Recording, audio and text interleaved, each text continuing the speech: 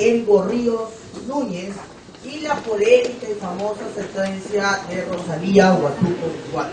Los dos últimos precedentes del Tribunal Constitucional. Vamos a hablar del caso Elgo Ríos, porque en el caso Elgo Ríos, también al igual que en Francisca Vázquez, el precedente que tocamos hace unos minutos, hay un precedente anterior que es el precedente Bailón Flores, el caso Bailón Flores, ¿no? Y al igual que en el caso anterior, Sánchez Lagomarsino no ha sido dejado sin efecto, en el caso Bailón Flores también se mantiene este precedente, ¿no? El precedente de los criterios del amparo y la vía igualmente satisfactoria.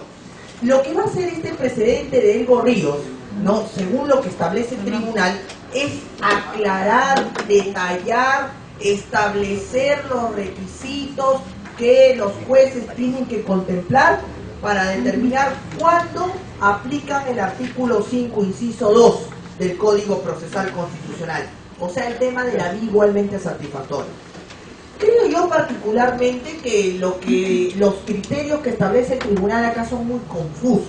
En verdad, digamos, concéntrese bien porque son bastante abstractos y es más, el voto de discordia, el voto del singular de uno de los magistrados, Taboada Sardón, justamente va referente a eso, ¿no?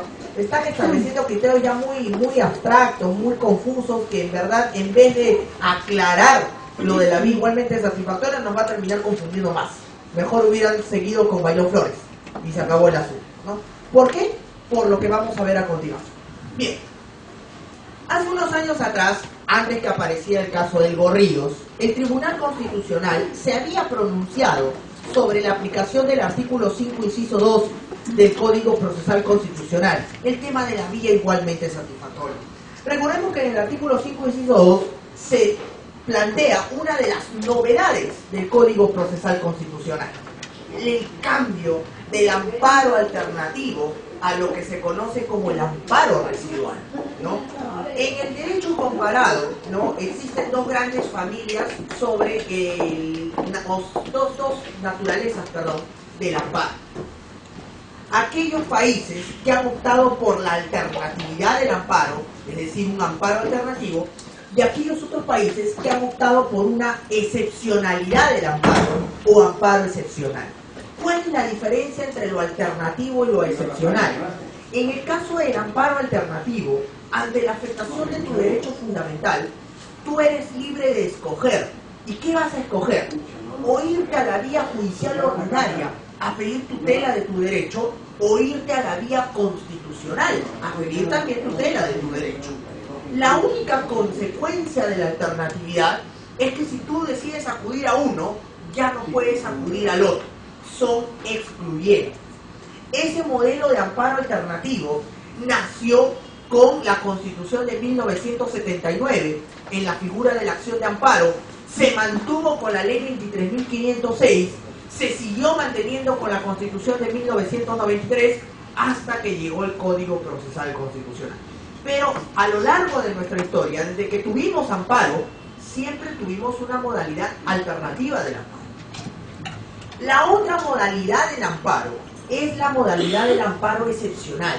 En el amparo excepcional, ante la afectación de tu derecho fundamental, tú ya no eres libre de escoger. Allí, tu ordenamiento jurídico te impone a dónde ir. El amparo excepcional tiene dos clasificaciones. Existe un amparo excepcional por definitividad y un amparo excepcional por subsidiariedad. En el amparo excepcional por definitividad, ¿no?, ante la afectación de tu derecho fundamental, tu ordenamiento jurídico te impone que antes de acudir al amparo, tú tienes que agotar la vía judicial ordinaria, irte hasta la última instancia en la vía judicial ordinaria, por ejemplo la Corte Suprema. Y si la última instancia de la vía judicial ordinaria no te da la razón, no te otorga protección en tu derecho, recién podrás acudir al amparo.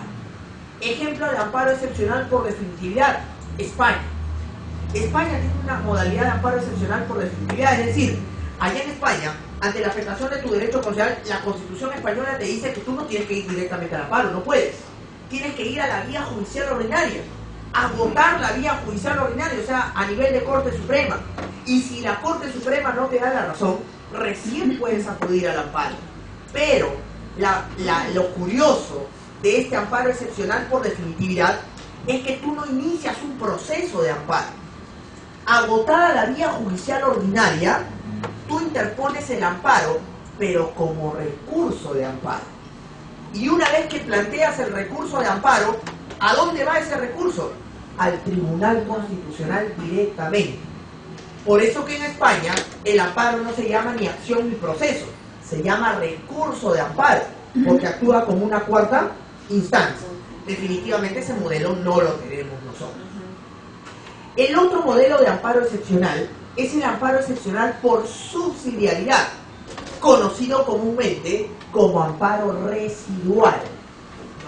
En el amparo excepcional por subsidiariedad o amparo residual, como quieran llamarlo, lo más fácil que ustedes crean, ante la afectación de tu derecho fundamental, tu ordenamiento jurídico te dice que antes de acudir al amparo, tú tienes que hacer previamente algo.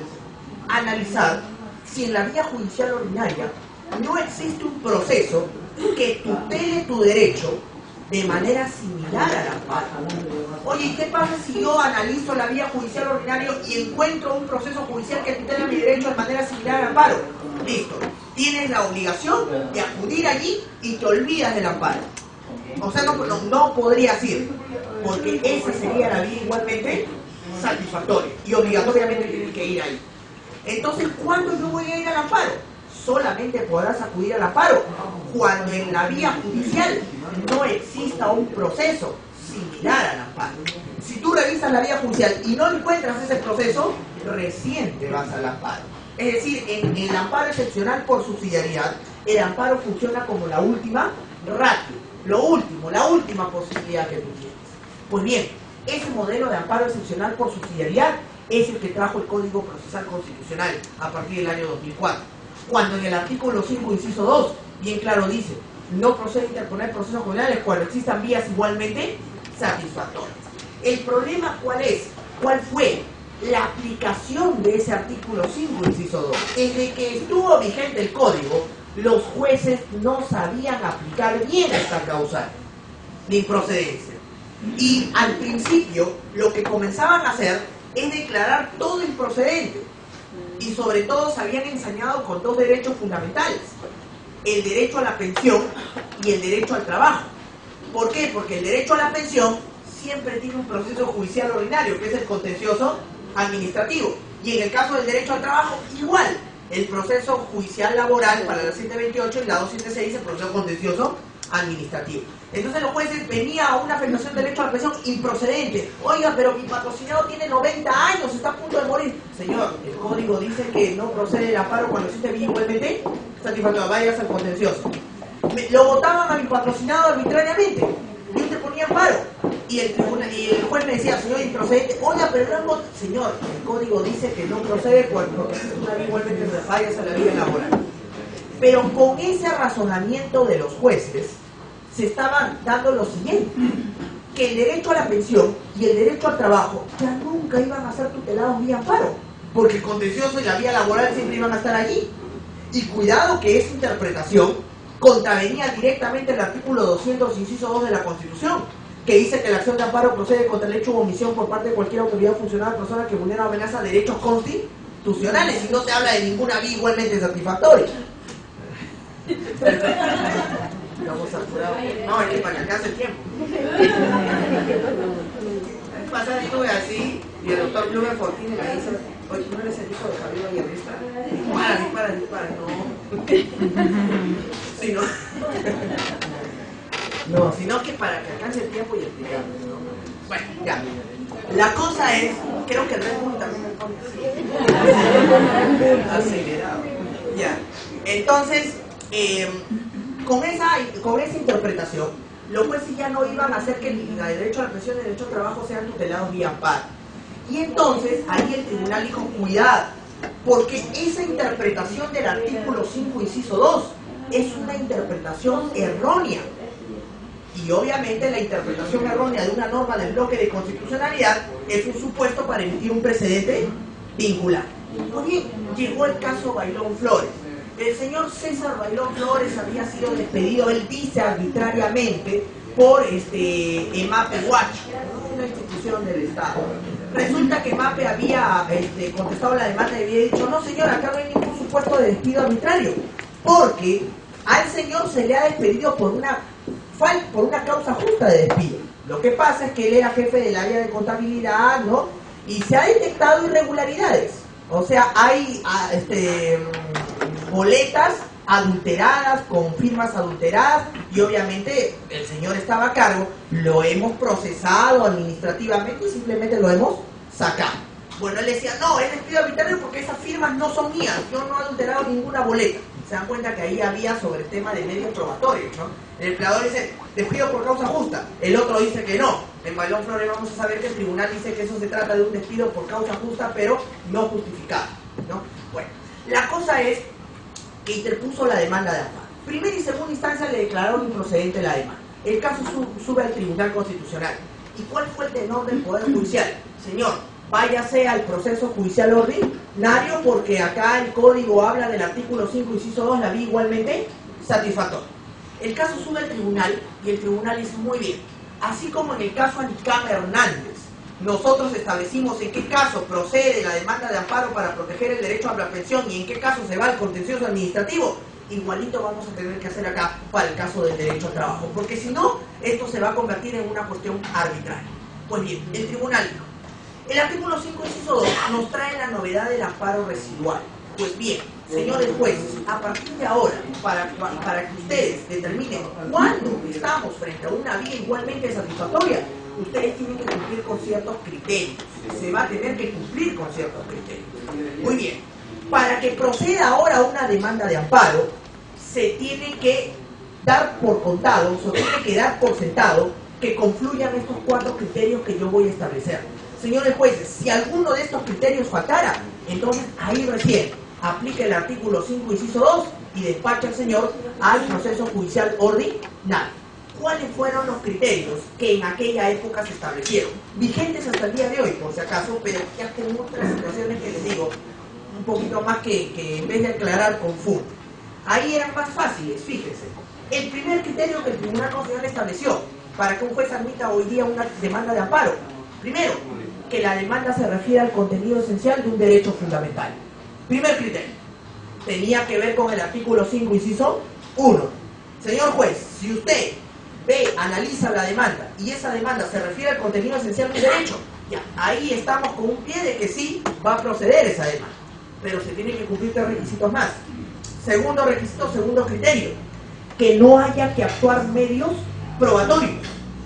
Que no haya que actuar medios probatorios, porque recuerde usted que en el proceso de amparo no hay etapa probatoria.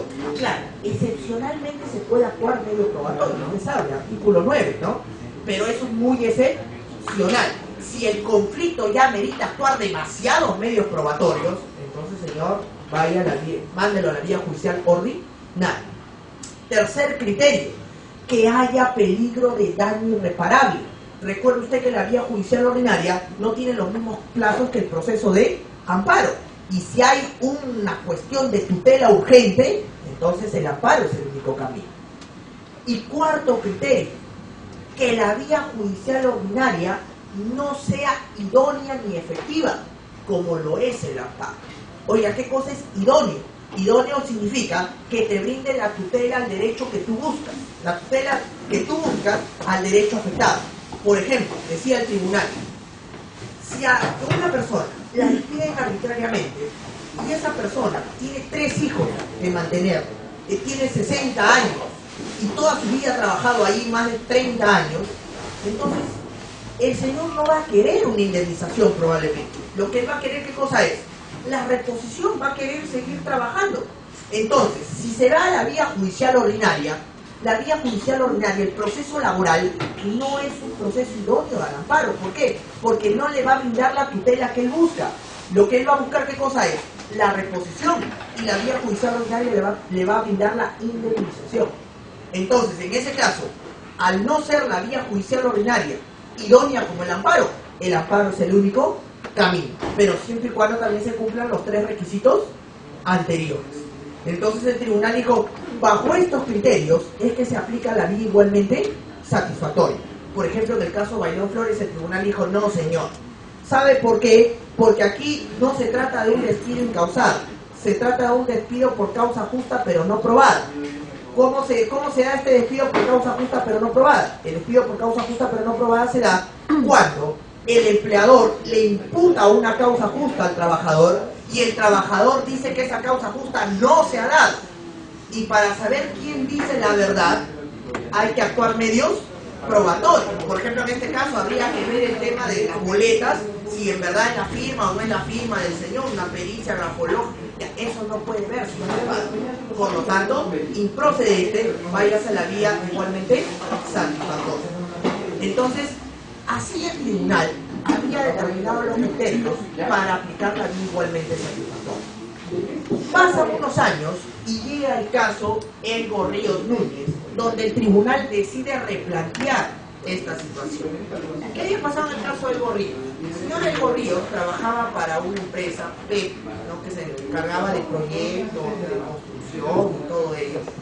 Y resulta que el señor interpone demanda de amparo contra la empresa porque aduce que ha sido objeto de un despido fraudulento. Recuerde usted que en Bailón Flores el tribunal también hace una tipología de despidos.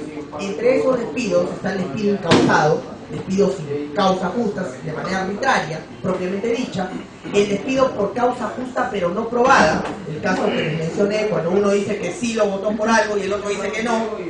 Estaba también el despido fraudulento. ¿Y qué es el despido fraudulento? Cuando el empleador le inventa pruebas al trabajador para echarlo o simplemente fabrica o altera o invoca situaciones que no están establecidas en la norma para echarlo, o sea, comete fraude.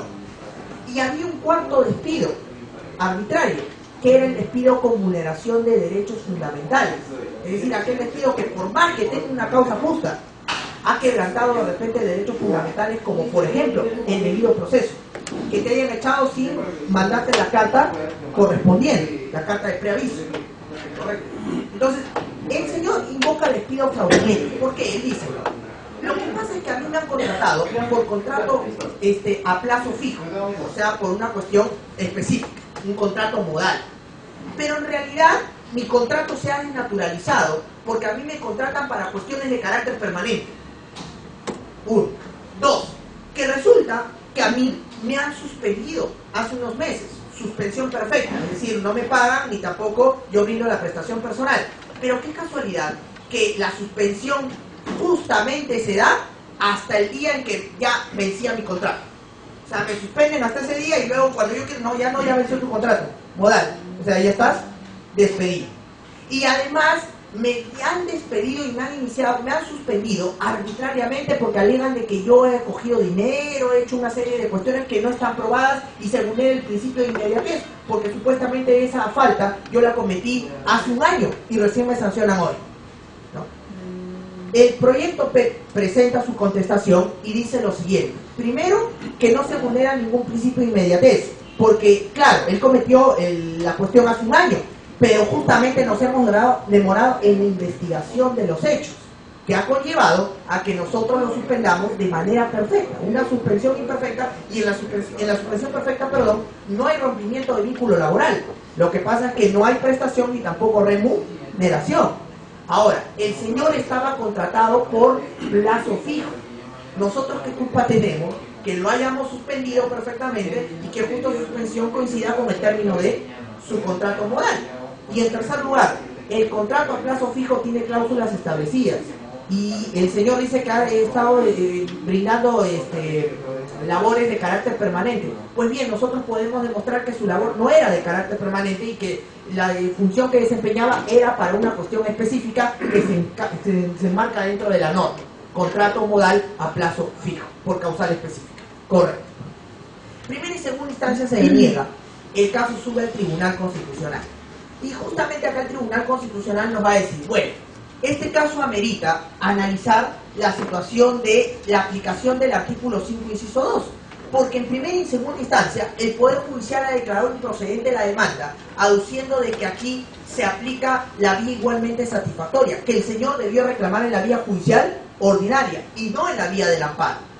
Creemos nosotros, dice el tribunal, que por más que el precedente Bailón Flores siga vigente, los criterios que se establecieron en Bailón Flores no han sido lo suficientemente claros y detallados. Entonces es menester esta sentencia para detallarlos y establecer en qué caso existe o no existe la vía igualmente satisfactoria. Para ello el tribunal se acuerda de algo.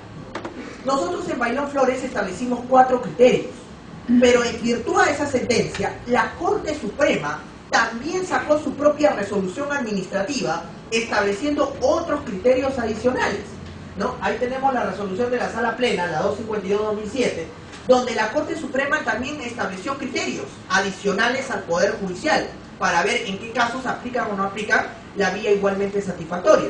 El tribunal dice, ¿no? Un criterio que estableció la Sala Plena fue la irreparabilidad del daño, determinar si el daño podría causar un perjuicio irreparable al derecho fundamental afectado. Otro criterio era la probanza que no existan vías ordinarias idóneas. Bueno, el tema de la idoneidad significa que el proceso judicial no brinde la tutela que tú buscas, ¿no? Así como lo haría, por ejemplo, el proceso de amparo. Tercero, análisis del trámite previsto para cada medio procesal. Ahí se tenía que ver cuál de los dos procesos demoraba más, ¿no? Si en el proceso judicial ordinario había peligro de daño irreparable y lo mandabas ahí, obviamente el daño se iba a consumar.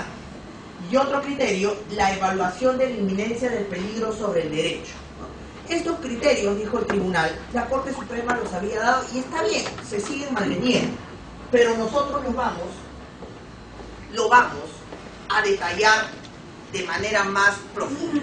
Dice el tribunal: de todo lo que hemos establecido, Bailón Flores, más la resolución de la Corte Suprema, nosotros podemos ver que para analizar la vía igualmente satisfactoria, al menos tenemos 2 perspectivas. Una objetiva y una subjetiva. La perspectiva objetiva tiene que ver o está vinculada al análisis de la vía propiamente dicha. O sea, nos referimos al proceso judicial, que presuntamente va a ser la vía igualmente satisfactoria, ¿no? Dentro de la perspectiva objetiva, ¿qué es lo que vas a analizar tú ahí? Primero, la estructura del proceso. ¿Cómo está estructurado el proceso? Por ejemplo, ¿no? ¿Cuántas etapas tienen? ¿Cuáles son los plazos? Para determinar si ese proceso es o no es igualmente satisfactorio. Cuando tú analizas la estructura del proceso, estamos hablando de una estructura idónea. Primero analiza el proceso, la estructura, los plazos, las etapas, todo ello. Luego de que tú analizas la estructura del proceso, vas a analizar la idoneidad de la protección que podría recibirse en la vía ordinaria. Lo que yo les decía, ¿no? Imagínense si a mí me votan arbitrariamente y yo tengo 3 hijos, soy mayor de 50 años. Si yo me voy a la vía judicial ordinaria, la tutela que me va a brindar la vía judicial se va a plasmar en algo, indemnización. Pero de repente yo no voy a buscar la indemnización, yo lo que voy a buscar, ¿qué cosa es? La reposición. Entonces ese proceso laboral, por más que tenga plazos cortos, qué sé yo, entre comillas, no me va a brindar una tutela idónea. Entonces no se configuraría como una vía igualmente satisfactoria. Entonces, en la perspectiva objetiva, tú analizas 2 cosas: la estructura del proceso, etapas, plazos, pero también analizas la idoneidad que te brinda ese proceso. O sea, ¿qué es lo que te va a dar? En términos sencillos, ¿qué es lo que te va a dar? Si me va a dar algo que yo no quiero, entonces no sería una vía igualmente satisfactoria. No tanto que yo quiero, sino algo parecido a lo que traería el amparo. Eso, a eso me refiero. Muy bien. Esa es la perspectiva objetiva. Pero la vía igualmente satisfactoria, tú también la tienes que analizar desde una perspectiva subjetiva. Si en lo objetivo tú analizaste el proceso, la estructura y lo que te brinda el proceso, en la vía subjetiva tú vas a analizar o vas a detallar o vas a ver la afectación al derecho invocado. ¿Qué tanto se podría afectar el derecho? ¿Cuál sería el daño? Esa perspectiva subjetiva tiene 2 aspectos. Primero, vas a determinar si transitar esa vía judicial no pondría en peligro al derecho fundamental invocado. O sea, ahí tú lo analizas, la amenaza de irreparabilidad. A ver, si la vía laboral se demora tanto, entonces, si se demora y yo veo que el señor, por ejemplo, o la demanda contenciosa, y si el señor de repente tiene 90 años, tiene problemas cardíacos, es obvio que por las instancias, por los plazos, esa vía judicial puede acarrear una amenaza al derecho fundamental. Por lo tanto, esa vía judicial no sería vía igualmente satisfactoria, por una cuestión de riesgo al derecho. Otra perspectiva que tú vas a analizar en la cuestión subjetiva, que se evidencia que no es necesaria una tutela urgente. O sea, tú lo mandas a la vía judicial ordinaria cuando el derecho que se está invocando, la persona que está invocando el derecho, en realidad no pide una tutela urgente o no es necesaria una tutela urgente. Pongamos el mismo caso de la pensión, pero para una persona pues que tiene 50 y tantos años. No vas a comparar a una persona de 50 y tantos años con una persona de 90. En la persona de 50 y tantos años de repente no hay necesidad de tutela urgente. Entonces, ¿qué podría buscar en el amparo? La vía judicial ordinaria sería la vía igualmente satisfactoria. Ahora, claro, ahí tú tendrías que analizar caso por caso, porque yo estoy hablando de una persona de 50 años que está correctamente bien. Pero ¿qué pasa si la persona de 50 años sufre el corazón? Ha tenido problemas de ataques cardíacos. Obviamente que ahí sí había peligro irreparable y sí habría necesidad de tutela urgente. Entonces ahí ya la cuestión cambiaría. Entonces, tú para determinar cuándo se va o no se va la vía igualmente satisfactoria, tienes que ver desde una perspectiva objetiva, analizar la estructura del proceso, lo que te va a brindar ese proceso, pero también una perspectiva subjetiva. Ten en cuenta que si transitar por ese proceso pondría en peligro el derecho fundamental, y dos, si la tutela que se reclama no es una tutela urgente. Si no es tutela urgente, mándalo ya. Pero si es tutela urgente, con pruebas, con documentos, con cosas claras y concretas, tiene que quedarte ahí. Todo eso se resume así. Entonces, la vía ordinaria será igualmente satisfactoria si un caso en concreto se demuestra de manera copulativa, o sea, tienen que coincidir todos los criterios que hemos establecido y el cumplimiento de estos elementos. Primero, que la estructura del proceso sea idónea para la tutela del derecho. Dos, por ejemplo, el caso de el contencioso administrativo exclusivo para el tema de pensión, ¿no? Hay un proceso especial en la vía contencioso administrativa. Ahí, por ejemplo, la estructura sería idónea. Que la resolución que se puede emitir brinde tutela adecuada. Por ejemplo, podríamos decir que esa resolución también te brinda, porque te otorga la pensión. 3. Que no exista riesgo de que se produzca la irreparabilidad. Habría que ver los plazos entre el amparo y esa vía. Y 4. Que no exista necesidad de una tutela urgente derivada de la relevancia del derecho o de la gravedad de las consecuencias. Cumpliendo estos 4 criterios copulativamente, procedería la demanda de amparo. O en todo caso, la improcedencia y mandarlo a la vía igualmente satisfactoria. Por ejemplo, el tribunal dice, ¿no? Tenga en cuenta que Bailón Flores, para el caso laboral, se dio en el marco donde todavía no entraba en vigencia la nueva ley procesal del trabajo. Por ejemplo, en la nueva ley procesal del trabajo hay un proceso laboral abreviado que otorga la reposición cuando la reposición solamente se plantea como única pretensión. Ahí, por ejemplo, en el caso de despido incausado fraudulento, esa sería la vía igualmente satisfactoria. Pero todavía en aquellos distritos judiciales donde todavía se sigue aplicando la ley anterior, entonces ahí no habría, porque no hay proceso abreviado laboral. En todo caso, los jueces tienen que analizar caso por caso la situación, ¿no? En este caso, el tribunal termina declarando infundada la demanda porque determina de que en el caso particular no se había desnaturalizado ningún contrato, ¿no? Entonces declara infundada la demanda. Ahora, hay un voto singular, ¿no? Un voto singular del precedente vinculante, donde dice el magistrado también Sardón Taboada Sardón, de que estos criterios son muy abstractos y son muy confusos. Si se dan cuenta, en realidad repiten lo mismo, ¿no? Pero con palabras más sofisticadas y más difíciles. Lo que debió hacer, dice el magistrado, es mantenerse nomás Bailón Flores y poner énfasis en lo siguiente.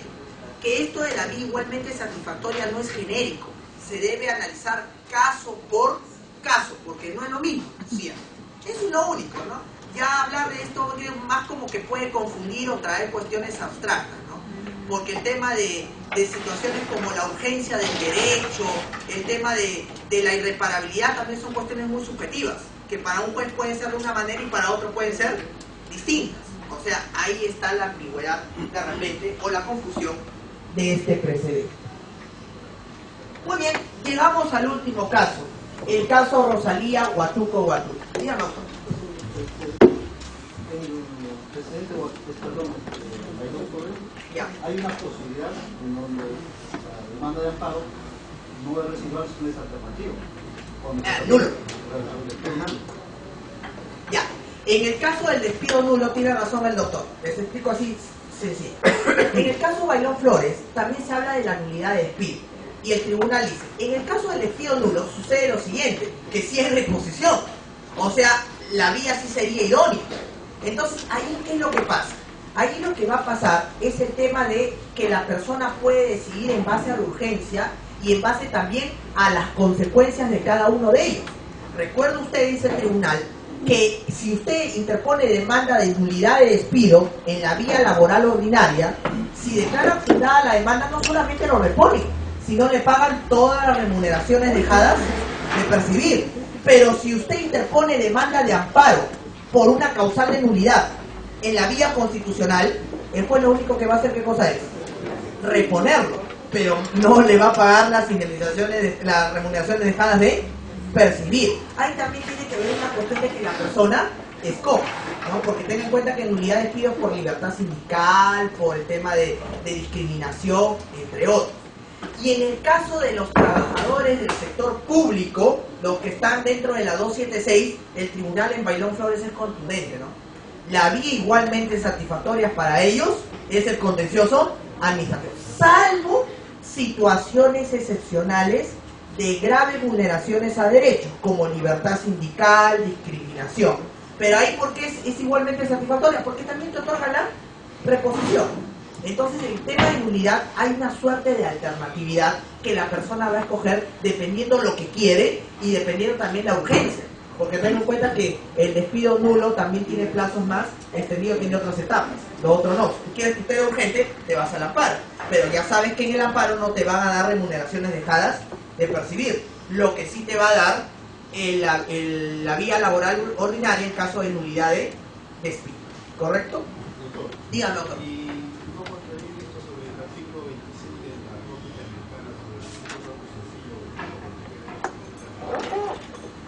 Lo que pasa es que por eso mismo el tribunal ha hecho esta interpretación, porque cuando los jueces comenzaron a declarar improcedente todo y mandar a la vía judicial ordinaria, se decía pues obviamente que había derechos que quedaban sin protección y eso podría vulnerar el recurso rápido y sencillo que la Corte ha dicho que es el recurso de acceso a los procesos constitucionales. Pero ahora entienda usted también lo siguiente, que cada país también de manera independiente establece la naturaleza de sus procesos constitucionales. Claro, en el caso del habeas corpus a nadie se le ocurriría establecer un habeas corpus con situaciones procedimentales complejas porque el habeas corpus no, en ninguna parte del mundo es así. Pero en el caso del amparo, el amparo sí tiene modalidades distintas. Entonces lo que ha optado el Código Procesal es justamente tener esta modalidad de amparo residual. Ahora, el amparo residual no significa que te acorten la facultad de acceder al amparo. Lo que significa básicamente es que tú vas a ir al amparo cuando haya necesidad de verdad de acudir al amparo. Porque cuando estábamos en el modelo alternativo, recuerde usted que vivíamos una crisis de amparitis y todo el mundo iba al amparo por cuestiones que no tenían nada que ver con derechos. Y eso fue uno de los objetivos del código. Eliminemos esa situación porque ya el amparo se desnaturalizó. Ahora tenemos el tema residual, pero tampoco nos vayamos de un extremo a otro. De todas maneras, el amparo tutela derechos, pero que de verdad tutele cuando los derechos en verdad se vean afectados. Esa es la situación.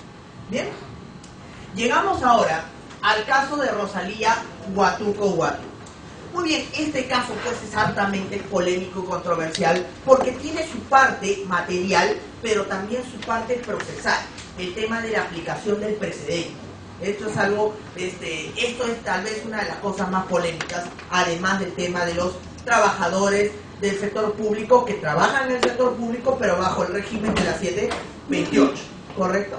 Muy bien, ¿qué había pasado? La señora Rosalía Huatuco había sido contratada por contrato a plazo fijo, modalidad. Era una secretaria judicial de la Corte Superior de Junín, si no me equivoco.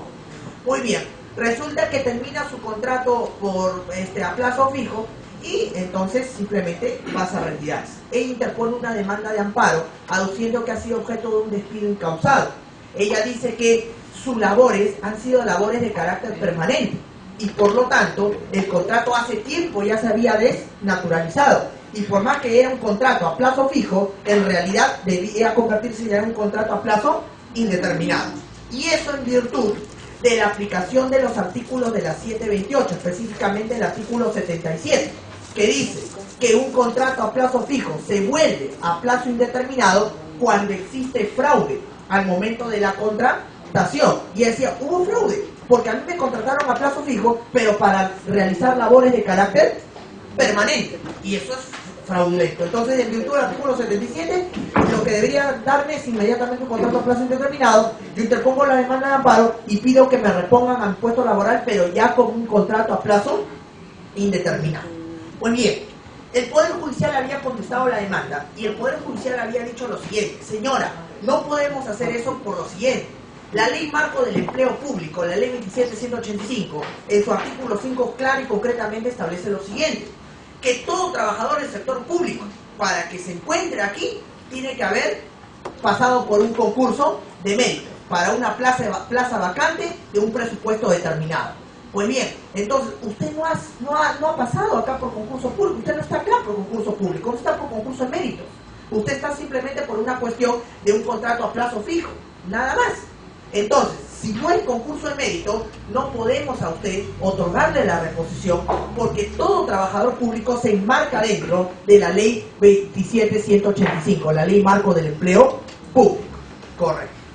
Primera y segunda instancia le habían denegado la demanda a la señora. Bueno, en primera instancia le habían declarado fundada. ¿Cuál era el argumento del juez?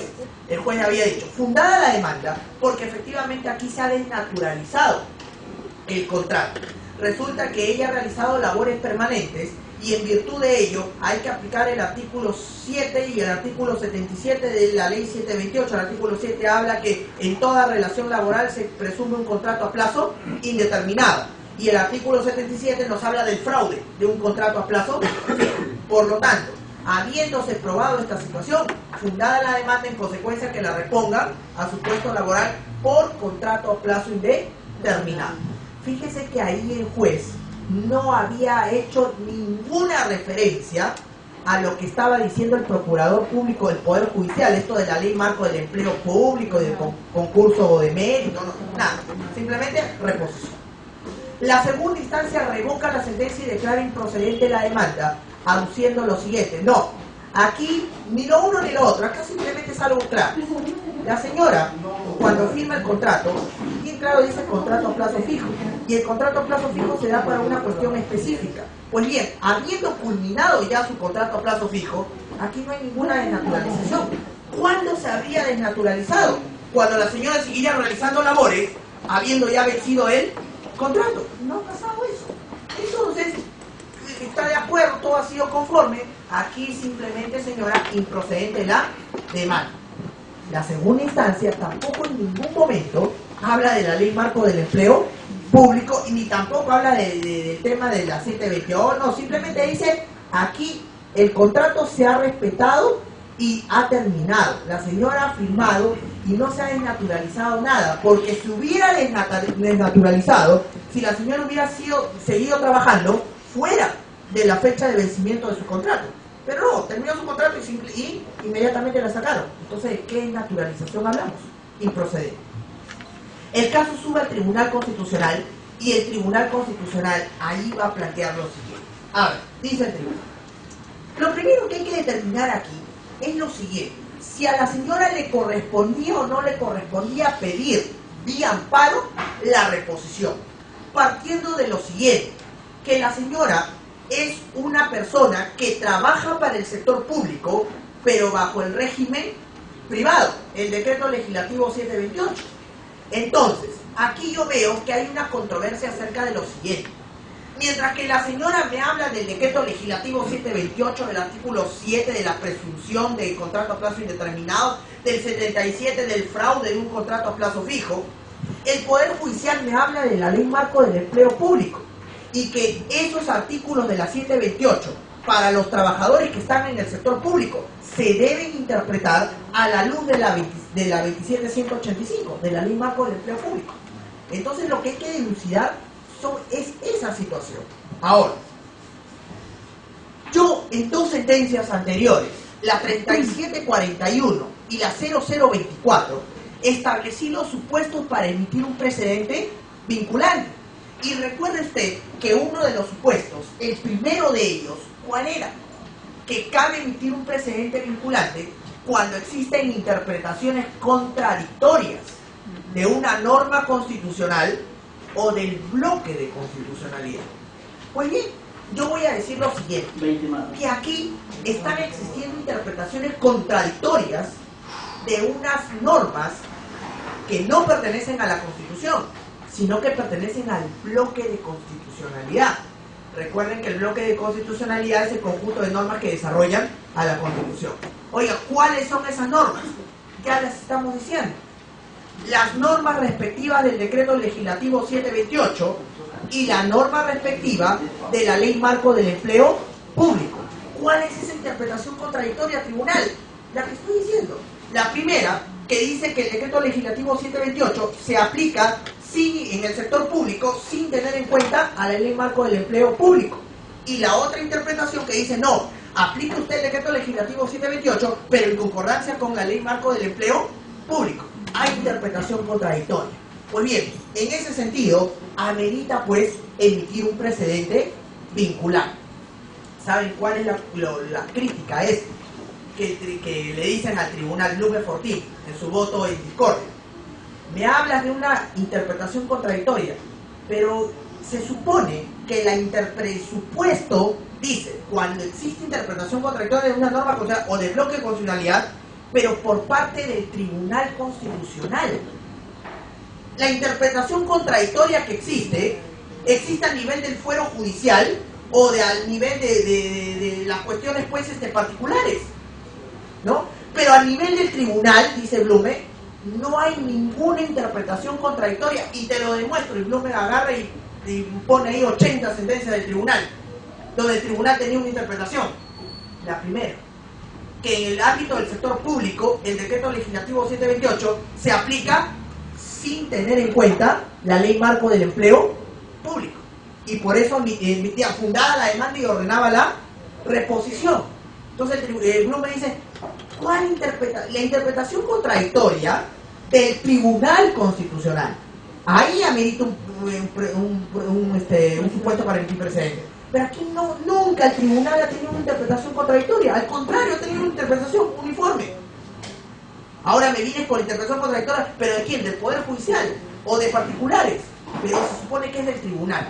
Ahí ya está la disyuntiva primera, ¿no? Bueno, la cosa es que el tribunal en mayoría habla de que aquí se configura el primer supuesto, la interpretación contradictoria.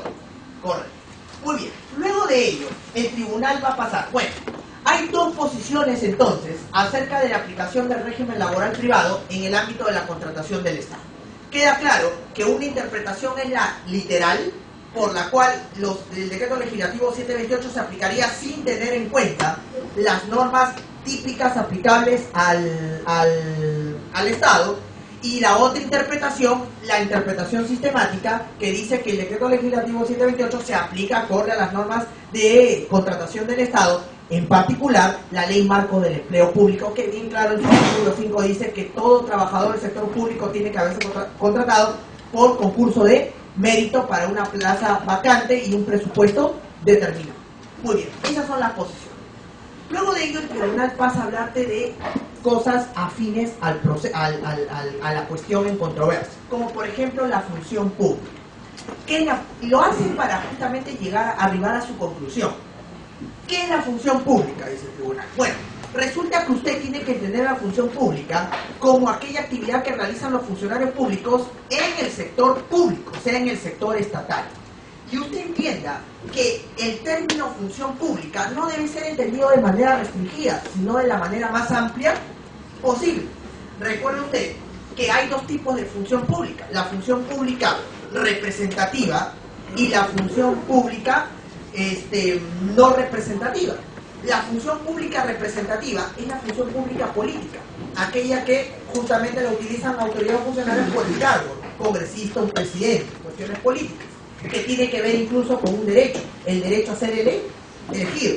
Pero tenemos la función pública no representativa, que sería la función pública profesionalizada, aquella por la cual las personas entran al Estado, pero por concurso público, por cuestión de mérito. Por eso se llama función pública no representativa o profesionalizada. El mérito, la meritocracia, es la cuestión esencial aquí. Bueno, ya está diciendo la meritocracia. ¿Qué más? La función pública tiene que ver con la carrera administrativa. Recuerde usted que en el artículo 40 de la Constitución se habla de la carrera administrativa. Y el tribunal dice, ¿qué cosa es la carrera administrativa? La carrera administrativa viene a configurar un bien jurídico constitucionalmente relevante. Pero como bien jurídico constitucionalmente relevante, tendríamos que ver qué dice la Constitución. La Constitución claramente dice que las personas que entran a la carrera administrativa, sus derechos, deberes, prerrogativas y responsabilidades se rigen por la ley pertinente. Es decir, la misma Constitución otorga la reserva de ley para reglamentar el bien jurídico constitucionalmente relevante que llamamos carrera administrativa. Vamos uniendo cabos. Función pública representativa y profesionalizada, mérito.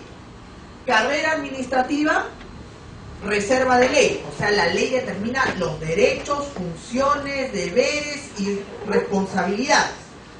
3. Sobre la prohibición de reformar el régimen específico de los funcionarios y servidores públicos, dice el tribunal.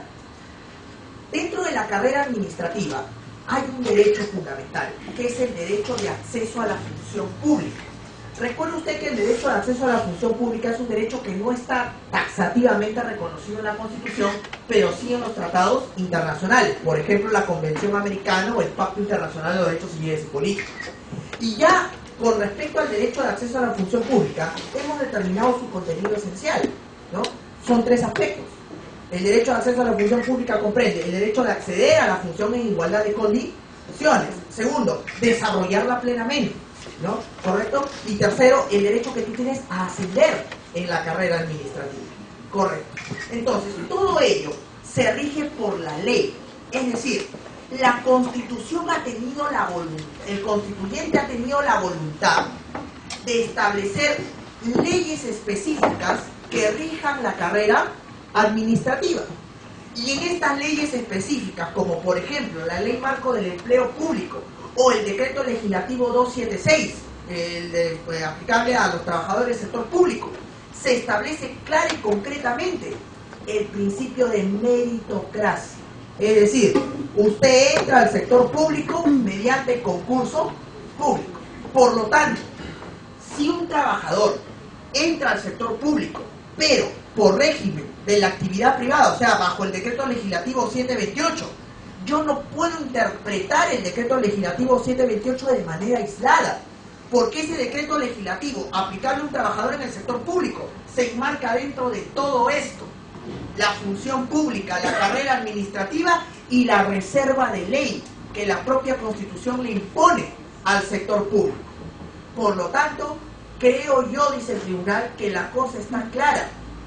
No se puede interpretar el decreto legislativo 728 para los trabajadores del sector público de manera aislada, sino en concordancia con las normas que le son propias al sector público. Entonces, en virtud de ello, vamos a establecer lo siguiente. La incorporación a la administración pública se realiza mediante concurso público de méritos. y acá el tribunal dice, por si acaso, señores, el hecho que una persona se contrate laboralmente con el Estado, el contrato laboral no le hace nacer el vínculo con el Estado del tema de la meritocracia, de convertirlo en un trabajador público.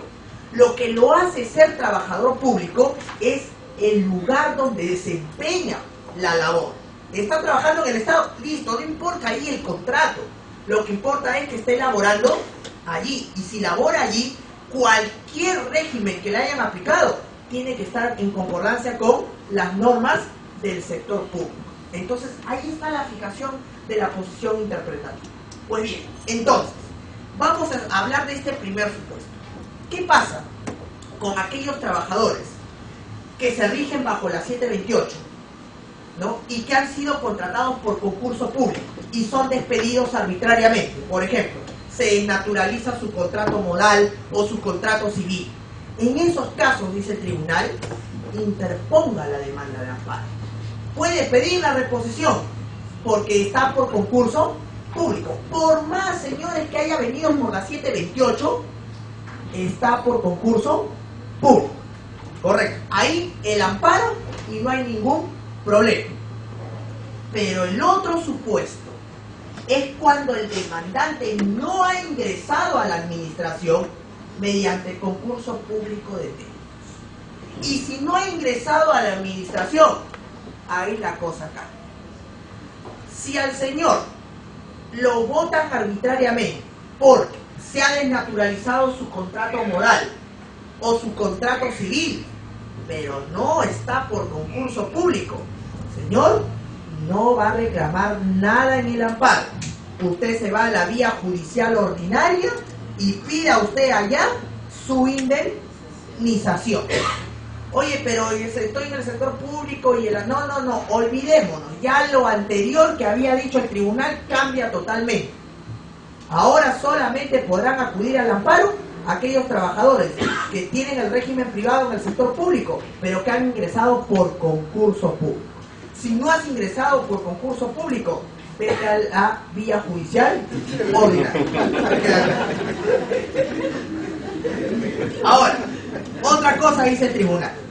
Como el tema de la desnaturalización tiene un responsable, ahí también la responsabilidad funcional en los supuestos que se detecte la desnaturalización del contrato temporal o civil. Acá hay un responsable. Se supone que alguien tiene que fiscalizar, ¿no? Que el contrato modal termina o el contrato civil también. Si sigue la persona allí, después de haber terminado el contrato, obviamente que nos va a caer una demanda de indemnización o una demanda de amparo al Estado, y la culpa ¿quién es? Del responsable. Entonces ahí se tiene que recaer la mayor drasticidad, la mayor sanción posible al responsable de esa desnaturalización. Queda claro. ¿Qué más dice el tribunal? Ahora, vamos a la aplicación en el tiempo del precedente. Miren ustedes que hasta aquí la cuestión puede ser discutible. Unos podrían decir, claro, el caso de los trabajadores del sector público deberían entrar siempre por meritocracia y todo lo demás. Ya, bueno, está bien, ya lo que ha planteado el tribunal, ya, estamos de acuerdo. Pero se supone una cosa, ¿no?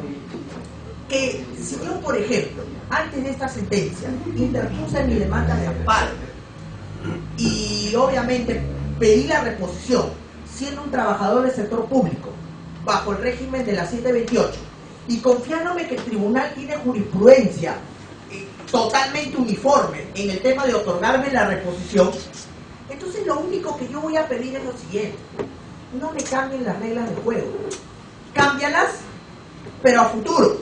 Está bien, nadie te va a discutir, pero cámbiamelas a futuro.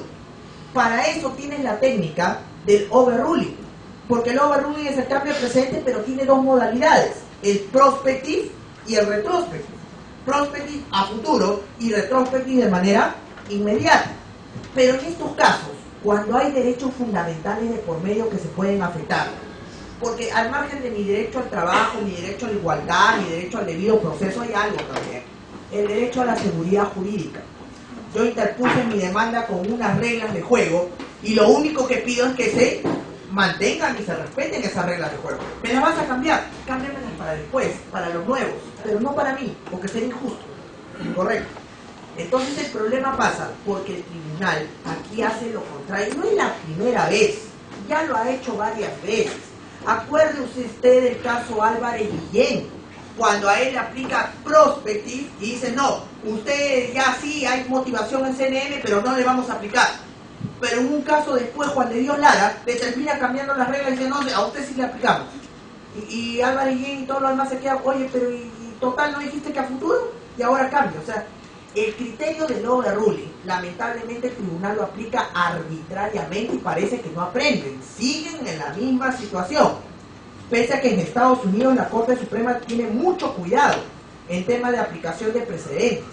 Pero lamentablemente aquí parece que no les importa. Al final, en vez de proteger derechos, terminan afectando ellos mismos los derechos fundamentales que se supone tienen que proteger, ¿no? Claro. Exacto, ahí está el problema. Exacto. Miren lo que pasa acá. El tribunal dice, señores, vamos a hacer lo siguiente. Vamos a aplicar inmediatamente este precedente vinculante. ¿Eso qué quiere decir? Que las demandas de amparo de aquellos trabajadores con la 728 del sector público que no han entrado por concurso público se rechazan en el acto. Ahora, el rechazo significa que el juez constitucional reconduzca esas demandas a la vía judicial ordinaria y el juez laboral le tendrá que dar un plazo pues a los trabajadores para que adecúen la demanda. Si obviamente después de este plazo se archiva el proceso, pero les dan un plazo, correcto. En todos los demás casos el precedente es inmediato. Ahora, después, los nuevos casos, si deciden interponer demandas de amparo, ahí se piensa, improcedente y no hay reconducción, no hay nada. La reconducción solamente es para aquellos casos que están en trámite. Correcto. Muy bien, aplicado. Vamos a resolver el caso. El caso dice que la señora se ha desnaturalizado. Ya, partamos de lo siguiente. Nosotros analizamos el contrato y es un contrato a plazo fijo para función específica. La señora dice que se ha desnaturalizado porque es una cuestión de labores permanentes y todo lo que alega. Muy bien, señora, para que se desnaturalice el contrato, usted debería haber seguido trabajando fuera de la fecha de vencimiento del contrato. Bueno, aquí terminó su contrato y usted se fue. Entonces, todo lo que alega usted no tiene nada que ver con la desnaturalización. Aquí no se le ha afectado ningún derecho fundamental. Por lo tanto, queda claro, infundada la demanda y aplíquese el precedente vinculante. ¿Se percatan de algo? Yo les pregunto, ¿el caso tiene o no tiene relación con el precedente?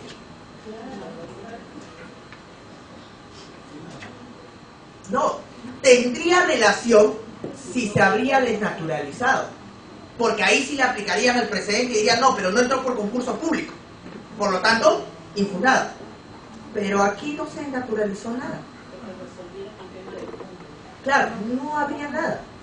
Entonces, ¿cómo establecer un precedente vinculante que no tiene nada que ver o no ayuda a resolver el caso aquí? Imaginemos que el tribunal no hubiese hablado nada del precedente. ¿Resolvían o no resolvían el caso? Normal. Normal. Y se supone que el precedente, ¿qué cosa es? Acuérdense de la definición. Aquella regla jurídica que se crea a partir de la resolución de un caso en concreto, que sirve para resolver ese caso y que además se va a aplicar a casos futuros homólogos. ¿Se dan cuenta que no tampoco se cumple la naturaleza del precedente? El precedente no tiene nada que ver con el caso. De ahí ya estamos partiendo mal. Porque lo que debería haber hecho el tribunal primero, ¿qué cosa es? Resuelve el caso. Y si el caso calza con el tema, o sea, si tú ahí veías que había una desnaturalización, ahí entra pues a tallar. Pero no hay nada. Entonces, ¿cómo vas a plantear un precedente con un caso que no necesita aplicar el precedente? O sea, vuelves a caer en la arbitrariedad de los precedentes. Establecer precedentes que no se relacionan con el caso en concreto. No se puede dar. Por eso que están habiendo jueces en provincia que están alegando eso. Me aparto del precedente porque el caso que no es idéntico. Y no es idéntico, porque acá se desnaturaliza y nunca se desnaturalizó. Y no aplico el precedente. ¿Se dan cuenta? ¿Ves? ¿No? Ahora, otro detalle. Ya, se resuelve el caso. Correcto, muy bien, se resolvió el caso. Pero hubieron fundamentos de voto. Y ahí viene la controversia. Uno de los fundamentos de voto es el del profesor Carlos Ramos Núñez. El reglamento del tribunal dice que para emitir un precedente vinculante se requiere mayoría calificada del tribunal. 5-2. Acá 5 votaron a favor. Blumen votó en discordia y otro no se pronunció. Entonces 5, correcto, 5 precedentes. Ya si es 4 no puede ser precedente. ¿Queda claro? Muy bien. Viene el fundamento de voto de Carlos Ramos. Y Carlos Ramos dice, bueno, yo estoy de acuerdo con los magistrados, mis colegas, del tema del concurso público para los trabajadores que entran al Estado. Ya eso no hay problema. En ese aspecto del precedente yo estoy de acuerdo. No lo discuto. Yo discuto otra cosa. Yo discuto el extremo del precedente en cuanto a su aplicación en el tiempo. Yo considero que las reglas de juego se deben respetar y el precedente no debió hacerse retróspectivo, sino prospective overruling, a futuro. En eso yo estoy de acuerdo, estoy en desacuerdo. Por lo tanto, yo hago mi fundamento de voto y digo lo siguiente, que estoy de acuerdo en la primera parte del precedente, el tema del concurso público, pero no estoy de acuerdo en la aplicación del tiempo del precedente. Entonces, con esto, claramente podemos ver que el precedente Huatuco se dividiría en dos partes. Una relacionada al concurso público y otra relacionada a la aplicación en el tiempo. Con respecto al concurso público, los 5 están de acuerdo, precedente vinculante. Pero con respecto a la aplicación en el tiempo, ya no son los 5, son 4. Y si son 4, ¿qué pasa? ¿Aplicas? No aplicas. En todo caso sería a futuro, pero no inmediato, no aplicas precedente. Ese extremo de la aplicación no lo tomas en cuenta. ¿Correcto? Entonces comenzó a darse esta situación y comenzaron a ver, ¿se aplica o no se aplica inmediato? Comenzó toda una discusión a nivel nacional. Se presentó una solicitud de aclaración al tribunal y el Tribunal Constitucional responde. Y me ha venido acá la solicitud de aclaración diciéndome de que en primer lugar estoy invocando un supuesto para emitir un precedente que no es. Me están pidiendo las interpretaciones contradictorias. Ya, Blumen Fortini sacó 80 sentencias del tribunal donde la interpretación era uniforme. Ya, yo también voy a dar sentencias, pero del Poder Judicial. Ahí está, el Poder Judicial dice que no. O sea, ya, pero de todas maneras, ahí vemos interpretación. En todo caso, la interpretación contradictoria sería entre el tribunal y el Poder Judicial. Ahí está, correcto. Claro. Listo, salve esa situación. 2. Me dice que yo estoy afectando derechos fundamentales con la aplicación en el tiempo del precedente. Falso. Yo no estoy afectando ningún derecho, más bien les estoy protegiendo los derechos. ¿Cómo así? Estoy siendo bueno. Si fuera malo, diría aplíquelo inmediato y declare improcedente todo. Yo estoy diciendo, aplíquelo, declare improcedente y reconduzca la vía judicial ordinaria. Pues les estoy protegiendo todavía, los estamos reconduciendo, ¿no? Si yo fuera malo, ni de reconducción ni nada, los dejaría en el aire. Así que no hay afectación a derecho. Y 3, me hablan de que el magistrado Carlos Ramos ha emitido su fundamento de voto donde dice que él desconoce la última parte del precedente, la aplicación inmediata. Vea usted, revise usted la sentencia y ahí firman los 5.